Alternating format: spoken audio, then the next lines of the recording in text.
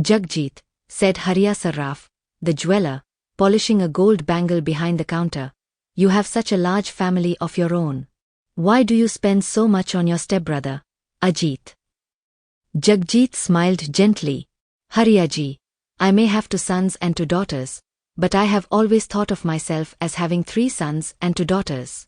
Ajit isn't my brother, he's my son.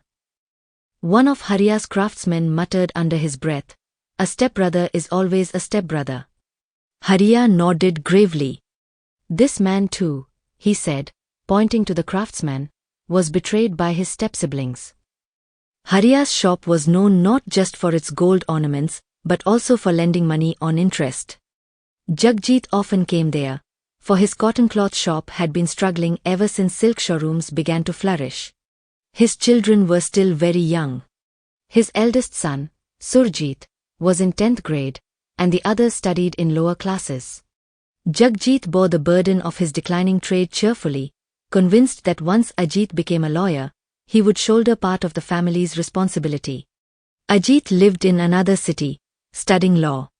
Whenever he came home, he would clasp Jagjit's hand and say, "Brother, don't worry. Let me become a lawyer first. Then we'll educate all the children together." Those words filled Jagjit and his wife, Meeta, with renewed courage. Whenever Ajit needed money, Meeta quietly handed over a piece of her jewelry for Jagjit to pawn with Hariya Sarraf. Had it not been for Ajit's education, Jagjit's own family would have lived comfortably. The expenses were so heavy that even restocking his shop became difficult. At last, Ajit's studies ended, and he returned home as a full-fledged lawyer. Jagjit felt he had fulfilled the promise made to his dying parents. The house brimmed with joy. A grand feast was arranged, and relatives marveled at the brothers' affection for each other. The next morning, Ajit began practicing under a well-known advocate. Jagjit's eldest son, Surjit, admired his uncle. "What will you be when you grow up, Surjit?" Ajit asked one day. "Uncle, I'll become an engineer," replied the boy eagerly. Ajit smiled faintly and fell silent. Days passed. Ajit did not contribute a penny to the household. Each time Jagjit hinted at expenses, Ajit would say, "Once my practice picks up, I'll start earning." Soon Ajit became well acquainted among lawyers. One day, a proposal came, a lawyer's daughter who taught at a school. Ajit liked her job even more than her looks. Jagjit did all he could for the wedding, which took place with great pomp and show.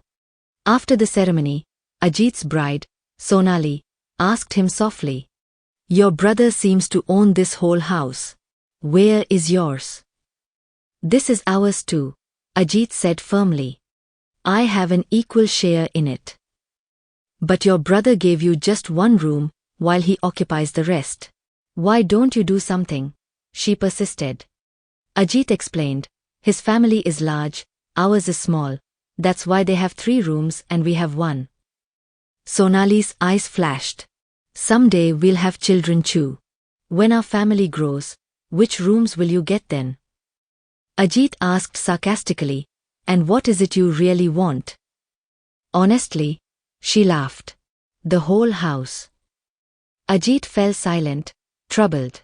From that day, Sonali began to needle him daily. She disliked doing household work and detested helping her stepbrother's family. Meeta's presence irritated her. Though 10 years older, Meeta was more beautiful and graceful. Sonali feared that her in-laws might someday ask for her salary, and so, night and day, she whispered suspicion into Ajit's ears. Meanwhile, Jagjit was drowning in debt. Finally, Ajit demanded half of the house. Jagjit's face darkened with anger. People were right, stepbrothers are always stepbrothers. "What haven't I done for you? I'm buried in debt because of your studies, and now you want your share." "Lower your voice, brother," Ajit snapped. "I can shout too.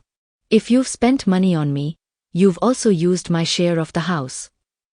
Jagjit stood speechless, the ground slipping beneath him. Sonali did not let the quarrel cool. One morning, when Ajit left for court, she packed her belongings and went to her parents' home. That evening, Ajit followed her there. Sonali's father, doting on her, advised them to stay for a few days. Back home, silence and gloom settled over Jagjit's household. He and Meeta rarely spoke. There was nothing left to say. Their children grew withdrawn. Surjit was in 12th grade now, Harjeet in 10th, and the two daughters, Meena and Neena, in 8th and 7th. They had never seen their father cry before, but now tears often welled up in his eyes. The children studied diligently despite it all. Jagjit's shop, being under a long lease, was the only thing that couldn't be taken from him. Ajit never returned. Jagjit went to reconcile, even apologized, but Ajit's heart had hardened. Now he wanted not half but the entire house. Using his knowledge of law, he began filing false cases against his brother, one accusing Meeta of cruelty, another claiming the sons had beaten him, yet another of harassment. He even arranged false witnesses. Each time, Jagjit had to pay lawyers to defend himself. Soon, there were cases not only against him but against Meeta and their sons as well. Jagjit became a regular at the courthouse, but Meeta, Surjit, and Harjeet were humiliated. Meeta, who had never stepped outside, was accused of things she couldn't even imagine. The boys, who once dreamed of bright futures, now stood in the witness box like criminals. After 7 false cases, Ajit filed an 8th, demanding his property share.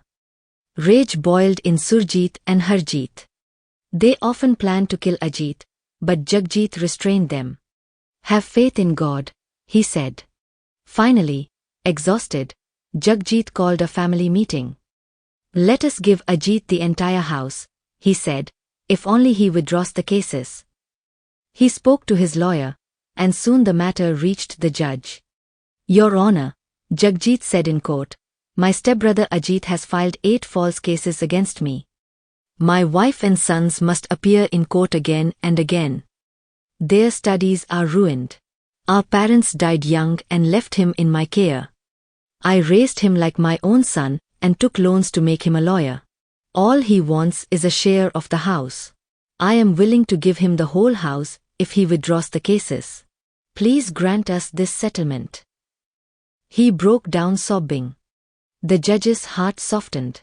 After the hearing, he summoned both lawyers, persuaded Ajit to withdraw the suits, and awarded him the house.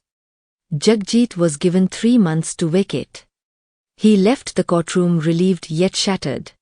Soon, he rented a modest house elsewhere. Ajit and Sonali were overjoyed. They repaired, painted, and blessed their new home with a grand housewarming ceremony. A feast followed. As evening fell, guests demanded liquor. They drank heavily, and Ajit's friends, drunk and rowdy, spilled into the street shouting. When a group of young girls passed by, they blocked their way and began teasing them. The neighborhood already despised Ajit's behavior. The girls screamed, and within minutes a crowd gathered, thrashing the drunken men. Ajit came running, a liquor bottle in hand. It slipped and shattered. In fury, he grabbed a broken shard and lunged into the brawl, stabbing a boy in the stomach. The boy was rushed to the hospital but died. Police arrived, arrested Ajit, and sent him to jail. Witnesses testified against him, and the court sentenced him to life imprisonment. Sonali's father secured her divorce and soon married her off elsewhere. Meanwhile, Jagjit's sons kept the shop running while studying. Surjit began selling modern clothes at low prices. The profits were small, but the sales grew rapidly. Slowly, business flourished. Jagjit bought new property, opened a large showroom, and built a beautiful house of his own. Ajit, on the other hand, rotted in prison, forgotten by all. And people in the city would often say, "Goodness always ends well, and evil meets its own ruin."